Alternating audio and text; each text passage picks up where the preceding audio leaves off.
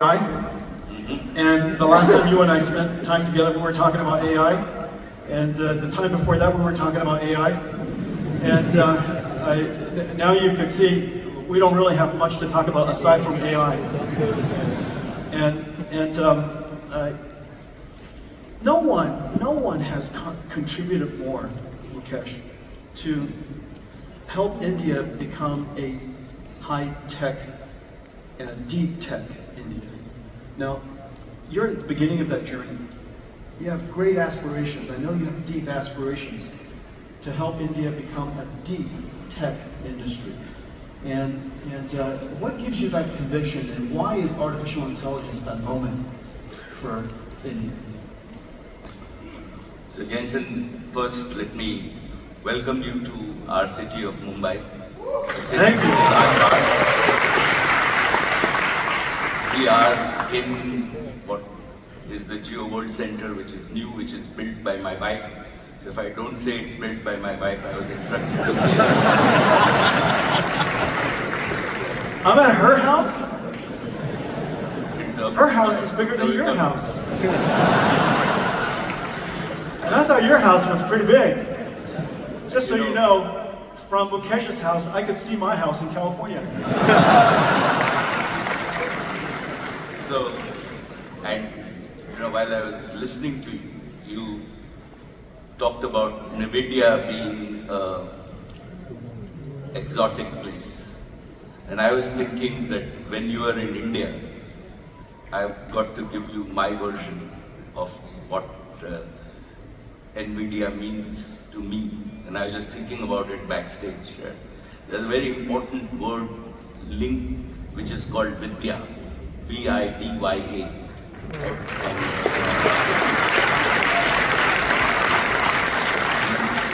Indian, in Hindi, as we are all determined to make the best LLM in Hindi, right? In Hindi, Vidya means knowledge. I knew I named the company right. I knew it.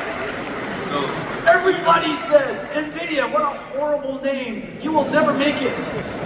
What it means... I knew it. I stuck with it. So you can take credit for this interpretation. So it still is... Gosh, I'm smart. It gets better. So if we think about Vidya, Vidya is Saraswati. And Saraswati is our goddess of knowledge. So when you actually devote yourself sincerely to the goddess of knowledge and you acquire knowledge, then in our tradition, the goddess of prosperity, which is Lakshmi, follows.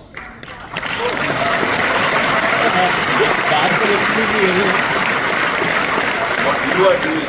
32 years ago, I knew this. And now the story of NVIDIA has been revealed to all of you. So our first principles, right, are what you are driving is the knowledge revolution, converting into the international, into what I call the intelligence revolution. And that drives prosperity across the world for all the 8 billion people. And I think that what we are at the doorsteps of is the new intelligence age. And on behalf of everybody, I am very proud to have you as my friend, and welcome to India, and thank you for actually contributing to the world to bring the intelligence age in our lifetime, and hopefully together with everybody, this can drive to more prosperity for all the 8 billion people in the world, and particularly the 1.5 billion people in India.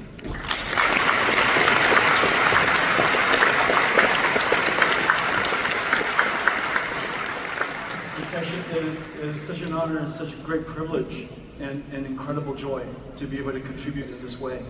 And as you know, the IT industry of India is world renowned for its very large scale and not just in size, but in deep expertise of computer science. So very few countries in the world has this natural resource, this amazing natural resource called IT and computer science expertise. In the last couple of years, we've been working together to upskill, and we've now upskilled about 200,000 IT professionals into the world of AI. You know, what do we have to do together, and how can we work together to help transform India at the speed of light, really?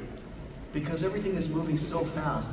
To transform India into a center, not of just IT, but a center of AI. So, from my point of view, Jensen, let me tell you my own experience in India. First, as our Prime Minister has said, that this is a new aspirational India.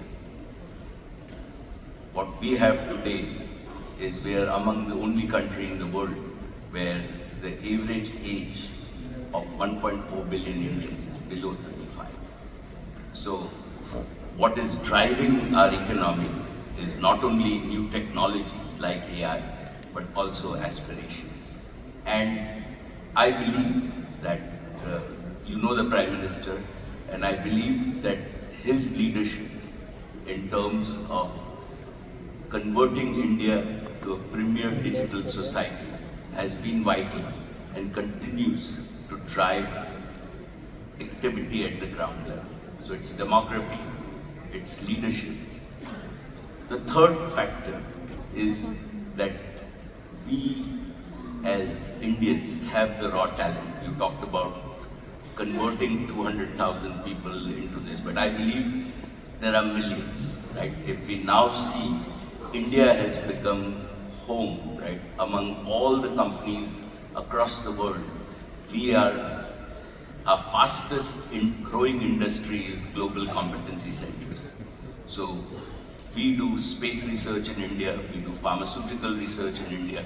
I'm sure that you're thinking of building chips in India. We are in our own energy industry, we do bioenergy industry. All the energy majors, Shell, BP, right, actually do their innovation in India. So India is fast becoming an innovation hub for the world in terms of where we are. And so you know, we have over 10,000 engineers here in India ourselves. So that's like our challenge. What we also have is, we also have what I call the necessary infrastructure, and we've been fortunate that we have the connectivity infrastructure, which is equivalent to the roads. So if you don't have roads, you will not reach your destination. So I believe that today, apart from the US and China, right, India has the best digital connectivity infrastructure, 4G, 5G, and broadband. When people talk about Jio, and you know, we said Jio took India from number 158 in the world to number 1 in the world in 8 years.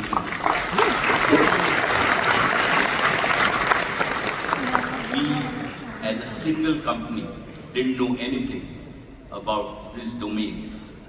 But today, we are the largest data company in the world. Right? Our volumes are equivalent to AT&T, T-Mobile, and Verizon combined. So,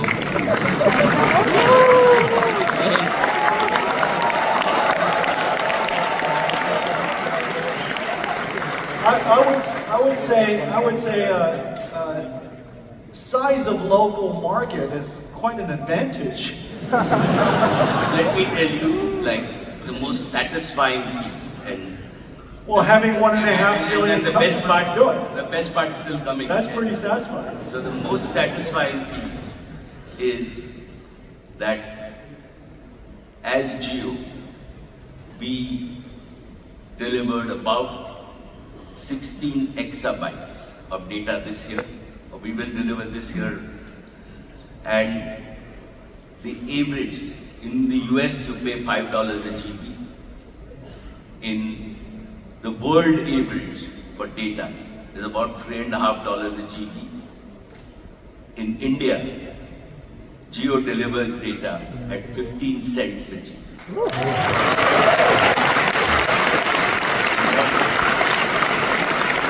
What that means is, Do you encourage your customers to use their phones? and what really that means, Jensen, is a perpetual value. Yeah. Right? That technology has delivered customer value Yeah. of between 500 and 700 billion dollars a year on year, every year And this to is- Indians. And this is the gift of technology Yeah.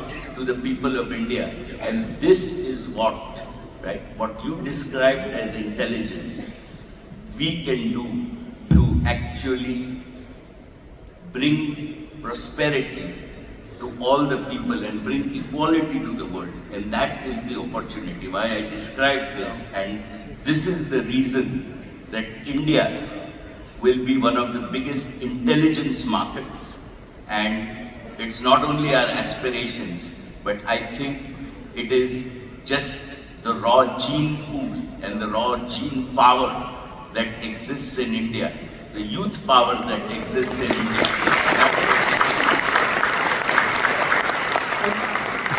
Drive intelligence, and hopefully once we drive intelligence for our domestic market, right? Yeah.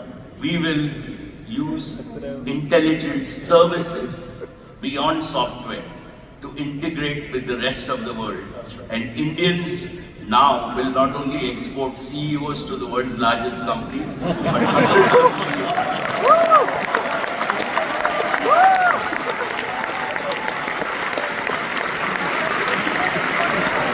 It's true. It's true. All of my colleagues, all of my friends back home, they're all Indian. All of my CEOs. And hundreds of millions will deliver Satya, world AI Satya, services yeah, to Shantanu. help a better world. Yeah. And that is why your being here, Thank you. right, is important. Your commitment to this country is important, and working together, right? This cannot be done by any one company, any one individual, but we all have to work together to bring this intelligence age safely to the world so that we can create a more equal world, a prosperous world, and allow the global south to catch up with the rest of the world. Yeah. And, one of the things that you've highlighted is just the immense amount of digital data that's available, surely at Jio and in India. And this leads to one of the things that I want to announce with you. As you know, in order to lead in artificial intelligence, you need to have AI model technology that India has. You need to have data, massive quantities of data, and using the last thing you need is AI infrastructure. And we're announcing that Reliance and NVIDIA are partnering to build AI infrastructure here in India.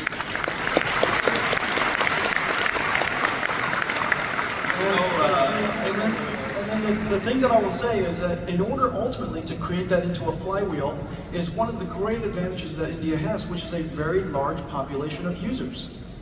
And so now you have the fundamental ingredients, AI, data, and AI infrastructure, and you have a large population of users that ultimately creates your AI flywheel.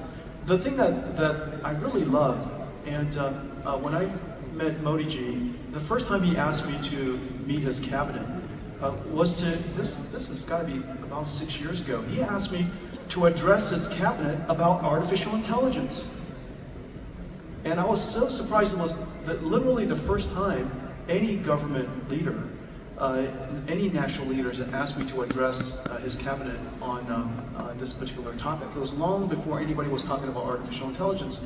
And my last visit with him, he said this, and it was really quite profound. He said, I was explaining to him the concept of AI infrastructure and why it's essential for every nation to have their own AI infrastructure, like their own communication, their internet infrastructure, their roads, like energy, of course, and of course, intelligence should be part of your infrastructure, and the manufacturing of intelligence should be part of your infrastructure.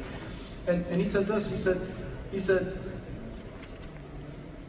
it makes complete sense that India should manufacture its own AI. Manufacture your own AI. You should not outsource. You should not export data to import intelligence. That India should not export data to import intelligence. And he said, Absolutely. and Modi just said, it's like India should not just export flour to import bread. We should add value to the data ourselves. And the partnership that we have is to start that journey, to build the underlying infrastructure so that India can have your own infrastructure. You surely have your own computer science expertise. And you also have your data, you have a giant population of users to drive that flywheel. And then one more comment. This is the thing that he was most inspired by 6 years ago. He said that artificial intelligence has the ability to elevate the entire population of India. And the reason for that, I was talking earlier to him about the fact that there are so few people in the world who knows how to program a computer. Programming is not easy. Here in India, it's the largest population of any programmers in the world. However, still programming is not easy. Most people don't know how to program Python or C++ or Pascal or Fortran, or Java. But everyone knows how to program an intelligence. And so the ability to program computers is available to a small population, but the ability to program AI is something that everyone can do. And if AI could be put into the hands of every citizen, it would elevate and put into the hands of everyone this incredible capability you and I get the benefit from called computers. And this computer could now benefit everybody in society. And now he explained that back to me. Yeah. Absolutely, and I think that is why I started by saying that we are very fortunate to have a visionary leader who believes not only in vision but in execution. Yeah. And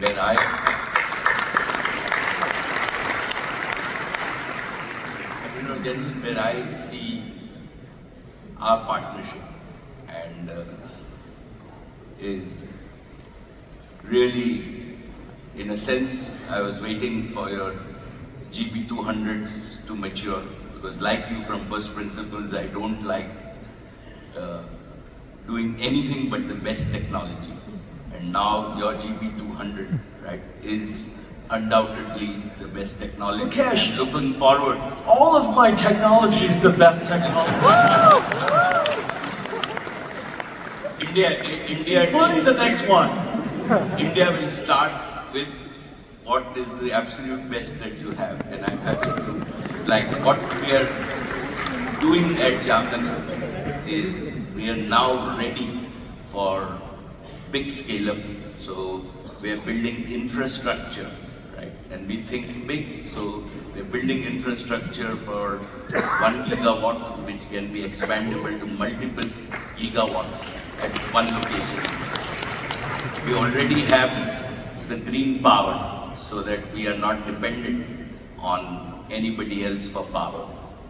We are building this so that we can scale this, and as your multiple order of magnitude technologies come, we will build our infrastructure, and we will, one important piece that I believe is important is that for India and Indians, right, we have to repeat the geo for intelligence to be really affordable, available to the common people.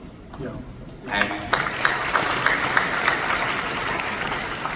towards that, it is important that we design and build infrastructure so that to use AI, our customers don't have to change a phone, don't have to change their computers, but they can still get good quality AI, and we take the burden of putting that infrastructure together. Yeah. And I think that is what we are counting on you and us to do. On top of that, I have again great respect for my friend Mark Zuckerberg, because by bringing open source to the world of intelligence, he has given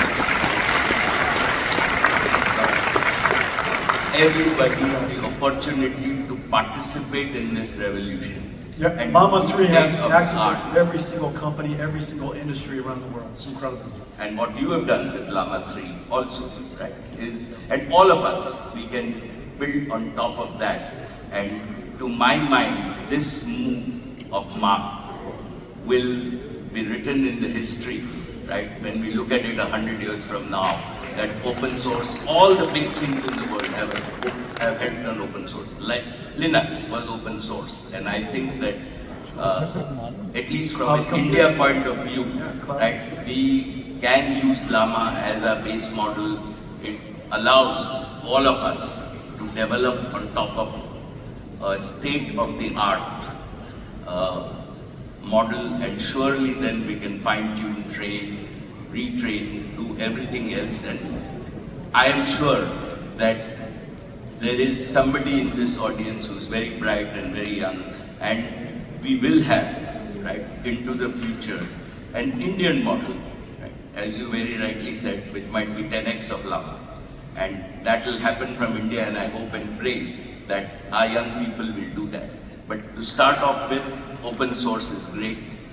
On top of that, right, all your tools, so the Foundry tools that we have, we are looking forward to a development center where we take core of your tools and train hundreds of thousands of developers in India to use all the enterprise tools, to use the Omniverse tools, so that we can really apply intelligence in a practical way.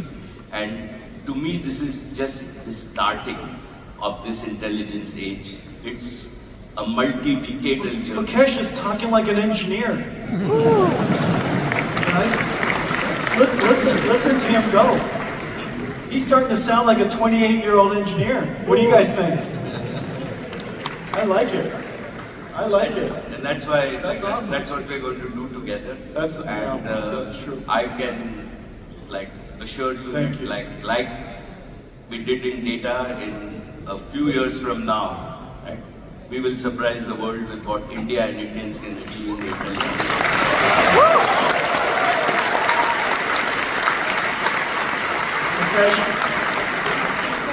It will certainly we would agree that this is an extraordinary time for the world. And this is an extraordinary opportunity for India to have precisely the conditions, to have such a large population and large industry of computer scientists at a time when this industry, the computing industry, is going to become the intelligence industry.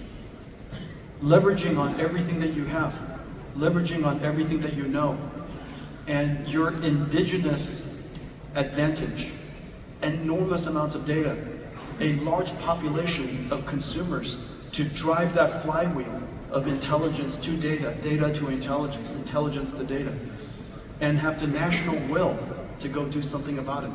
This is such an extraordinary time, and I am honored and privileged to be partnered with you to do this. And let's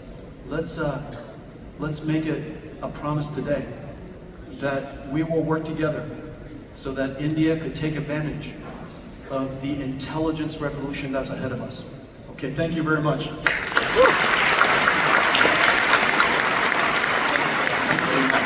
Ladies and gentlemen, Mukesh Ambani.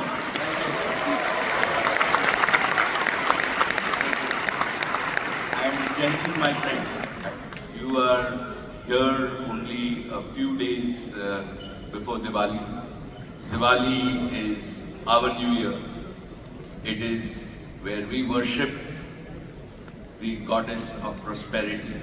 So, on behalf of Oh my all of us, we wish you Thank you. a very, very prosperous new year, and to all of you, a happy Diwali and Happy Diwali, everyone.